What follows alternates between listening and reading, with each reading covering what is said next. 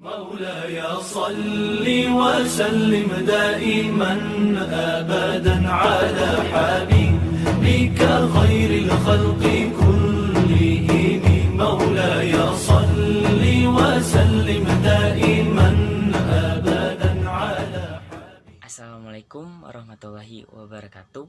Kali ini saya akan menjelaskan tentang tafsir Quran surat Al-Hasyr ayat 21 sampai 24.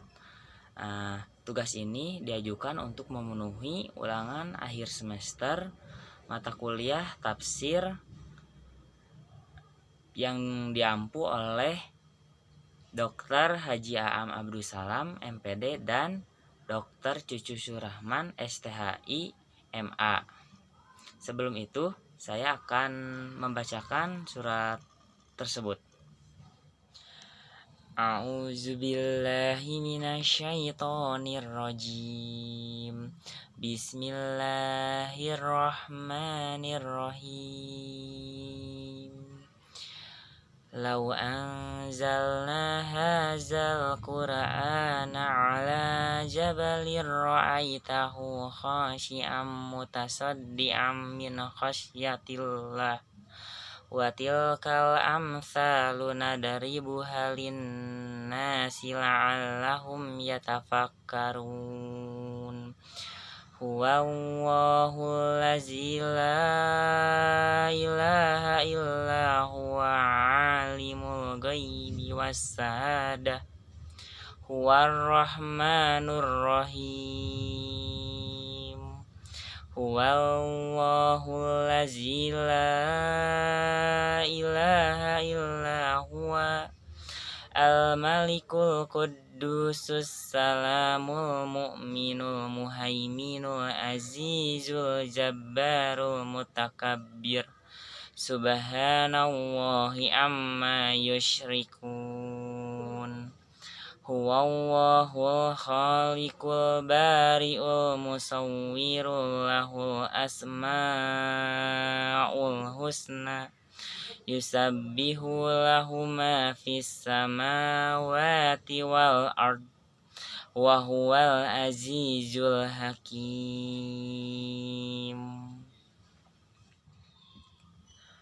Kemudian arti dari surat Al-Hasyr ayat 21 sampai 24 yaitu, kalau sekiranya kami turunkan Al-Quran ini kepada sebuah gunung, pasti kamu akan melihatnya tunduk terpecah belah disebabkan kekuatannya kepada Allah. Dan perumpamaan-perumpamaan itu kami buat untuk manusia supaya mereka berpikir. Dialah Allah yang tiada Tuhan selain Dia, yang mengetahui yang gaib dan yang nyata. Dialah yang Maha Pemurah lagi Maha Penyayang.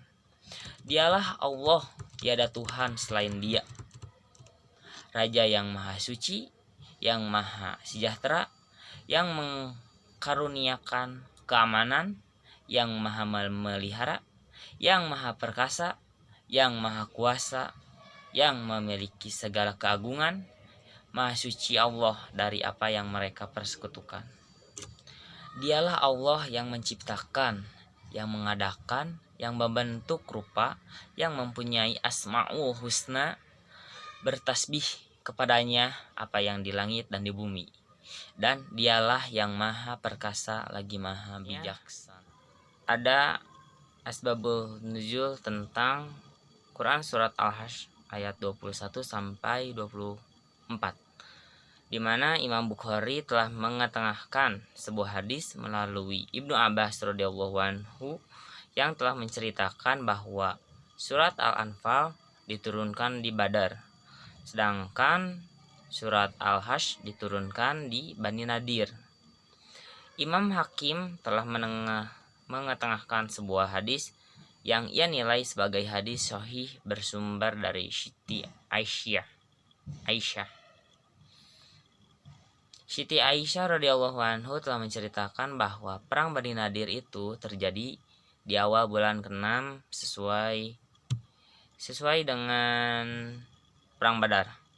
Bani Nadir adalah segolongan kaum yang terdiri atas orang-orang Yahudi, tempat tinggal mereka dan perkebunan kurma mereka berada di salah satu daerah bawahan kota Madinah.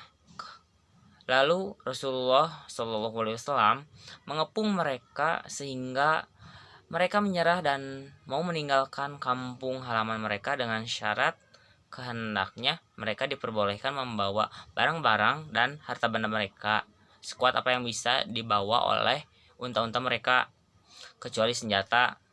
Lalu Allah menurunkan firman-Nya. Imam Bukhari dan lain-lainnya telah mengetengahkan sebuah hadis yang bersumber dari Ibnu Umar radhiyallahu anhu bahwa Rasulullah SAW membakar pohon-pohon kurma milik orang-orang Bani Nadir dan menebangi pohon-pohon kurma yang ada di lembah Al-Buwairah. Kemudian ada Ibnu Ishaq telah mengetengahkan sebuah hadis melalui Yazid ibnu Rauman yang telah menceritakan bahwa sekutu Rasulullah SAW turun menyerang Bani Nadir, maka orang Bani Nadir berlindung ke dalam benteng-benteng mereka dari serangannya. Lalu Rasulullah SAW memerintahkan kaum muslimin supaya mengimbangi dan membakar pohon-pohon kurma mereka yang ada di tempat itu. Adapun makna global dari ayat ini di mana ingin menyampaikan tentang kebesaran firman Allah yang sangat luar biasa. Isi dalam Al-Quran mengandung makna nasihat yang mulia dan juga ancaman yang kuat. Allah Maha Esa menggunakan perumpamaan gunung yang keras akan tunduk patuh pada firman-Nya. Bahkan saking takutnya gunung pun bisa hancur. Sering kali dalam firman-Nya Allah menggunakan perumpamaan agar manusia berpikir dan tunduk padanya dengan cara memahami dan mengamalkan Al-Quran.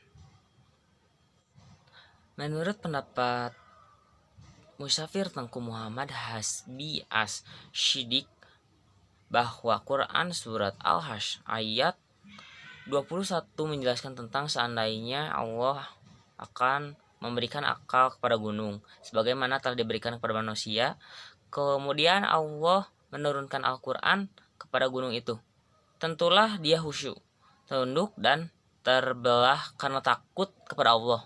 Ini adalah gambaran bahwa ketinggian Al-Quran dan kesan-kesan yang ditimbulkan dalam hati manusia yang membacanya dengan perhatian.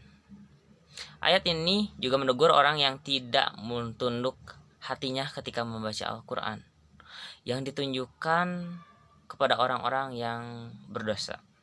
Sedangkan menurut Musafir lain menjelaskan bahwa Quran surat Al-Hasyr ayat 21 adalah merupakan gambaran yang melukiskan tentang suatu hakikat, karena sesungguhnya Al-Quran ini memiliki kandungan yang berat dan dahsyat, serta kekuatan dan pengaruh yang menggertakkan dan mengunjangkan, sehingga ada satupun yang mampu bertahan ketika menghadapi dengan hakikatnya. Pada ayat 22 Quran surat Al-Hasyr, Allah yang menurunkan Al-Quran menetapkan sebagai petunjuk bagi manusia. Dalam Tuhan yang Maha Esa, tidak ada Tuhan selain Dia. Dialah yang berhak disembah, tidak ada yang lain, segala penyembah terhadap selain Allah. Seperti pohon baru,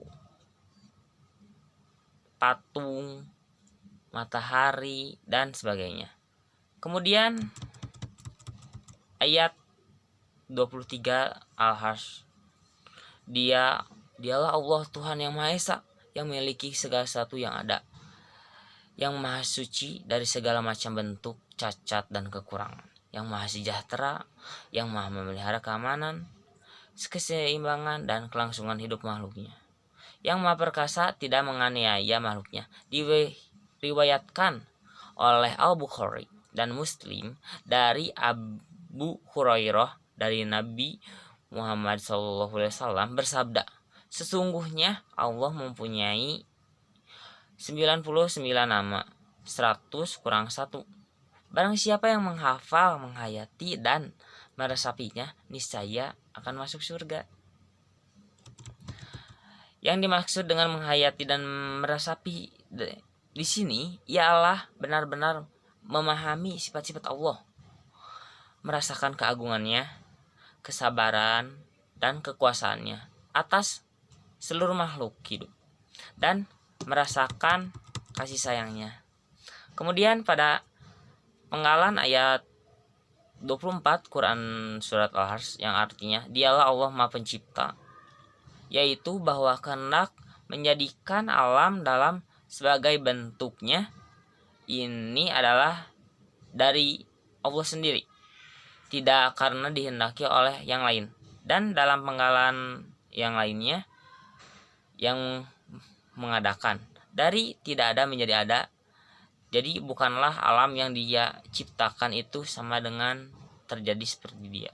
Sebagaimana kepercayaan yang dianut oleh ahli filsafat yang mengatakan bahwa alam itu qadim. Sebab itu, maka makhluk yang dijadikan ini tadinya tidaklah ada. Setelah dia diciptakan oleh Allah, lalu dijadikan daripadanya tidak ada kepada ada. Sebab itu, maka terjadinya alam adanya permulaan. Sedangkan Allah itu jadi dengan sendirinya dan tidak ada permulaannya. Mungkin cukup sekian yang dapat saya sampaikan. Kurang lebihnya mohon maaf. Wabillahi taufiq wal hidayah. Wassalamualaikum warahmatullahi wabarakatuh.